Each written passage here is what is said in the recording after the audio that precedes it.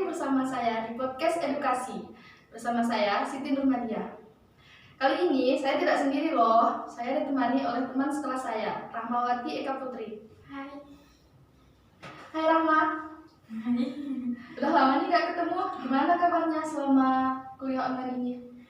Ya begitulah, kuliah online ini sangat nggak bisa dijelaskan dengan kata-kata, sangat menguras pikiran, tenaga, dan pokoknya sangat-sangat tidak efektif lah ya bagi saya kalau kuliah online ini. Saya ingin berharap cepat-cepat selesai lah ya masa pandemi ini. Nah, terus kesibukan kamu selama ini apa aja tuh? Sekarang sih lah saya lagi sibuk-sibuknya ngurusin magang, kan udah semester 5 nih. Ya begitulah, mencari tempat magang, ngurus surat menyuratnya, itu segala macam. Jadi, hari ini kita akan membahas tentang animasi 3 dimensi. Nah, kalian penasaran kan dengan pembahasan kita pada hari ini? Makanya, tetap saksikan podcast edukasi bareng kami. Stay tune. Nah, langsung saja kita mulai pembahasan kita pada hari ini. Menurut kamu, animasi 3 dimensi itu apa sih? Menurut aku, animasi 3 dimensi itu merupakan lanjutan dari animasi 2 dimensi ya. Mengapa saya bilang seperti itu? Karena animasi 2 dimensi itu kan memiliki tinggi dan lebar. Jadi kalau animasi 3 dimensi itu dia memiliki volume. Jadi animasi 3 dimensi itu memiliki tinggi, lebar, dan volume. Nah, pada animasi 3 dimensi ini juga dia kayak seperti lebih nyata gitu, lebih realistis. Nah, Oh iya. Sebelumnya kan pada animasi 2 dimensi kan hanya memiliki 2 sumbu ya, yaitu X dan Y.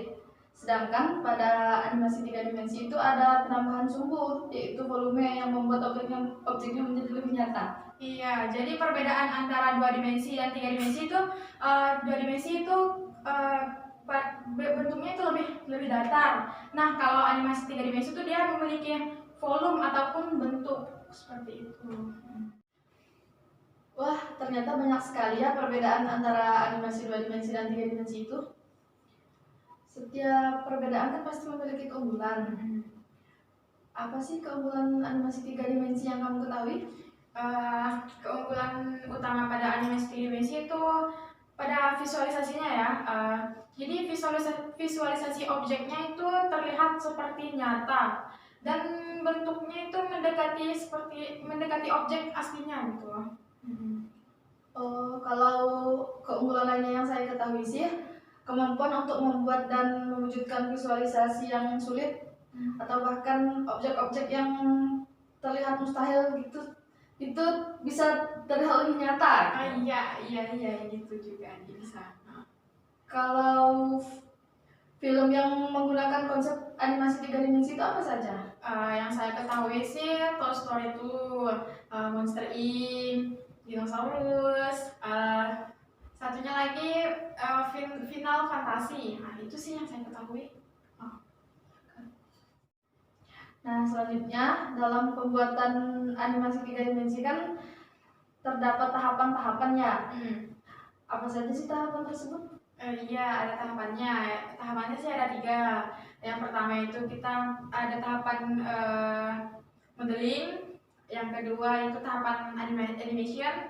Yang ketiga itu ada tahapan rendering. Yang mana tahapan modeling itu kita di tahapan modeling itu kita membuat karakter animasi. Nah, yang kedua adalah animation. Jadi di tahapan animation ini kita melakukan seperti membuat pergerakan yang direkam sehingga dapat membentuk sebuah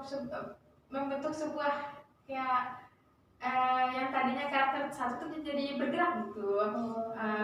Yang terakhir adalah rendering. Rendering adalah tahapan akhir dari proses penganimasian. Itu sih yang saya tahu. Nah, berhubungan dengan pembuatan animasi 3 dimensi, kan terdapat banyak aplikasi-aplikasi itu untuk membuat animasi 3 dimensi. Apa saja aplikasi yang kamu ketahui dalam membuat animasi? Untuk animasi, untuk aplikasi sih saya kurang tahu ya. Tapi yang jelas yang sering kami pakai nih, ini adalah aplikasi Blender. Jadi di aplikasi Blender ini kita bisa melakukan pembuatan animasi 2 dimensi maupun 3 dimensi. Untuk selebihnya ya saya kurang tahu. Nah, sebelumnya kan pada aplikasi Blender kan kita mempelajari tentang modeling 3 dimensi. Sekarang kita sudah beralih ke animasi 3 dimensi. Menurut kamu, apa sih perbedaan antara modeling 3 dimensi dengan animasi 3 dimensi tersebut? Kalau modeling 3 dimensi itu kita dapat melakukan transformasi 3 dimensi, yaitu translasi ataupun kita bisa melakukan pergerakan kan. Nah, yang selanjutnya ada rotasi. Di rotasi ini kita bisa melakukan pergerakan juga, perputaran gitu. Rotasi namanya rotasi kan, bisa berputar gitu. Yang terakhir ada skala, yang mana di skala ini kita bisa memperbesar ataupun memperkecil objek. Nah, pada animasi 3 dimensi juga kita bisa melakukan transformasi 3 dimensi tadi. Namun yang membedakannya adalah di animasi 3 dimensi ini kita melakukan sebuah perekaman pada suatu frame gitu. Nah, dalam animasi 3 dimensi kan kita pernah juga mempelajari tentang animasi konstruksi. Menurut kamu apa sih animasi konstruksi itu? Animasi konstruksi ya. Animasi konstruksi itu merupakan tahapan-tahapan pembuatan bangunan secara bertahap, dimulai dari fondasi sampai atap dalam bentuk animasi. Nah, ini pertanyaan terakhir nih.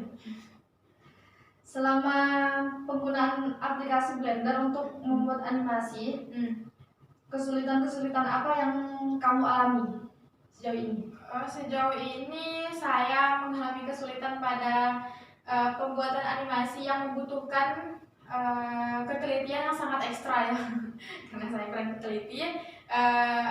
Contohnya pada tahapan pembuatan karakter manusia. Baiklah, selesai sudah podcast kita pada hari ini. Jadi, kesimpulan yang dapat saya ambil dalam pembahasan kita mengenai animasi 3 dimensi adalah animasi 3 dimensi merupakan lanjutan dari animasi 2 dimensi, yang mana rentetan suatu gambar yang disusun secara berurutan sehingga menghasilkan suatu gerakan. Tapi pada animasi 3 dimensi ini, objek yang dibuat itu terlihat nyata karena memiliki ruang atau volume. Terima kasih kepada teman saya yang bersedia menyempatkan waktunya untuk hadir di acara ini. Dan untuk teman-teman yang tetap setia menyaksikan podcast saya ini, semoga podcast ini bermanfaat untuk kita semua. See you. Assalamualaikum warahmatullahi wabarakatuh.